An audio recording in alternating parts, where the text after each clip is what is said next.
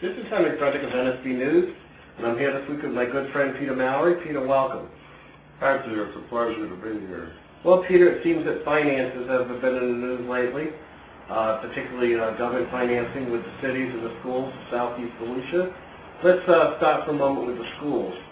The Volusia County School District is facing a shortfall of $40 million, and Superintendent Margaret Smith has announced that as part of her cuts, she may have to eliminate as many as 467 teaching positions.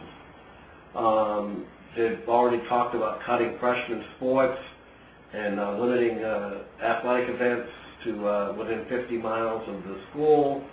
There's already been all this maneuvering of schools, children being pulled out of schools in the local communities here and sent to other communities. What's going on here? I mean, why are we paying taxes if we have all these problems? That's a pretty good case of very bad planning because they're spending an awful lot of money. And it looks like they completely got flat-footed on this thing. They should have been able to see it coming, and yet they didn't, and now they're scurrying with bad solutions to the problems. It's a little confusing, Peter. They say that enrollment is dwindling, so therefore they need to close so many smaller schools.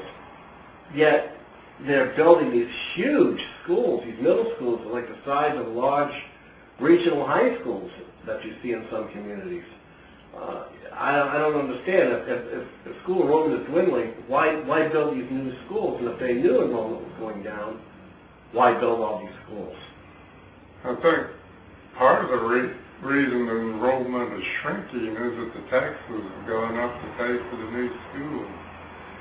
This county has some of the highest taxes relative to the income of any county in Florida, and that keeps us poor, and I think it's driving students away. So you have that shrinkage, and then the fact that they're building them in the first place just boggles my mind. I think it's a total misuse of money. Well, I mean, there's got to be more transportation costs involved in busing children. So let's say instead of having them go to Oak Hill, all the Oak Hill children from Burns to Oak Hill, Oak Burns would go to Edgewater, and children from Sam's School, either they go to the charter school or they go to schools in Deltona and Port Orange. I mean, that doesn't seem to make a lot of sense right there. Yeah, it's a horrible blow for the communities involved. They're just going to be torn up about it, and I don't blame them for being very angry. I think it is a result of very bad planning all the way to the top. Now, we asked in our Insta poll if we asked residents to give us their opinion whether they thought it would be prudent for the school superintendent and the school board members to take a pay cut. And in the wake of these massive cuts in education funding, 85% of the 240-something respondents said yes, they should take a cut. What is your opinion? You've written a blog on this. Well, yeah, they're guilty of bad planning or non-planning or whatever. They should have seen this coming and been able to take steps to reduce the impact, and they haven't done a thing until the last minute. Now it looks like they're doing all the things that just aggravate the devil out of people without doing any good. Now, how much fault is the feeder of the teachers' unions? I mean, they have to see this coming as well. I mean, they have the information that the administration has. When they asked for these big contracts a year ago and they got them, why aren't there any givebacks now? With so many teachers about to lose their jobs, wouldn't it make sense to spread the wealth around a little bit so that less teachers would lose their positions? Or are we just going to have top salary tenured teachers and a more focus and more concentration of students in each classroom? It doesn't seem to make a lot of sense. Well, the teachers' union have never done anything worthwhile for the students, and they keep pushing for bigger and bigger salaries. Teachers, by the way, are not underpaid regardless of all the propaganda you get. They're very well paid relative to what they do. You're going to probably hate me for that, but that's the truth as far as I can uncover it. Well, the salary issue seems to be a bone of contention in a lot of what's going on recently. Edgewater City Council just approved 3% wage hikes for the police there. Union wanted 5%, which is what they've gotten annually for at least the last 6 or 7 years, and this year only 3%. They weren't too pleased about it, but they voted overwhelmingly to support it, knowing that the city wasn't going to budge on that.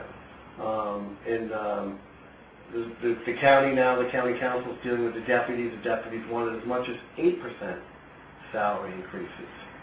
And the county's offering, I think, 3 to 4%.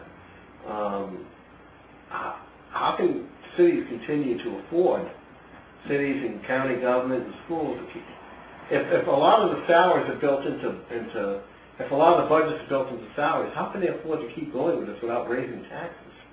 Well, they can't, and I'm not sure raising taxes will do them any good. Because when you raise taxes, everybody runs, goes somewhere else. It's like you can't, when you start trying to raise income taxes, you won't get any more revenue. I don't think they can get much more revenue out of Volusia County. So somebody's going to have to face reality and realize they can't get these raises, period. Well, like in Edgewater and New Smyrna and some of the other local communities, it seems as though unions are seeking 5 and 6% increases, hoping that the cities will settle at 3 and 4%. Why aren't these cities saying 1 and 2%? If it's that tough on them right now, for example, in New Smyrna Beach, as you know, they had a budget workshop a week or so ago, and midway through the fiscal year, their budget is short 1.5 million, 1.5 to 1.7 million dollars short. Either they had overruns from the previous year, or they underestimated. I guess they had 500,000 extra in fire department salaries and overtime. The fuel costs have been tremendous.